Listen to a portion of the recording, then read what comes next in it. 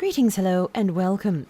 Today I'm going to be showing you a little bit on how I use the recurve, a couple of pointers on how to aim this stupid thing. Alright, so let's just have a look at this flagpole. It's great to practice your center screen aim. We're about 10 meters out because it pings when you hit it, so it's a nice one to practice with. Now, what I used to do was aim with the middle of the arrow or try and use the shaft to line up the center, but it always sort of flung off to the left, so I'd aim a bit to the left or a bit to the right, whatever. It didn't feel very accurate. But if you use the bottom of the arrow to line up your shot, that little nub there, you can pretty much hit from quite a long distance that center line. Now my comfortable shot is around 20 meters. So let's hit around 30 just to check that it's still good. Bearing in mind we've got a little bit of a breeze to our right, blowing to the right as well. But as I said, flagpole is excellent to practice with. You can really find that center screen. It's surprisingly accurate.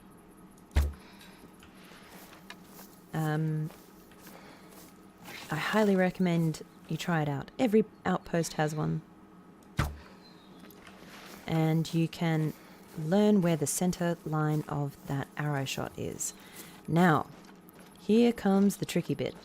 Judging the height, where the arrow will fly in a line.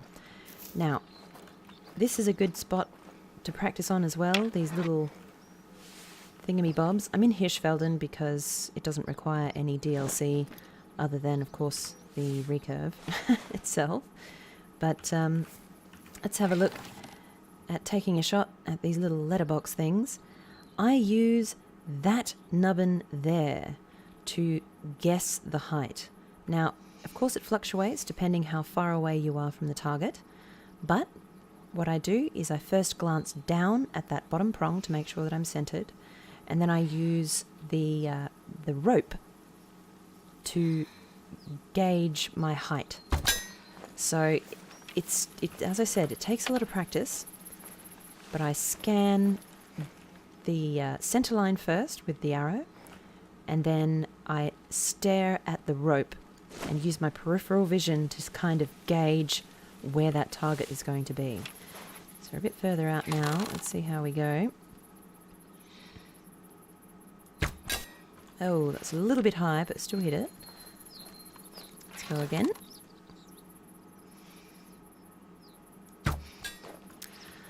Oh, so, as I said, it takes a bit of getting used to, but that's how I use the recurve. There is a lot of guesswork.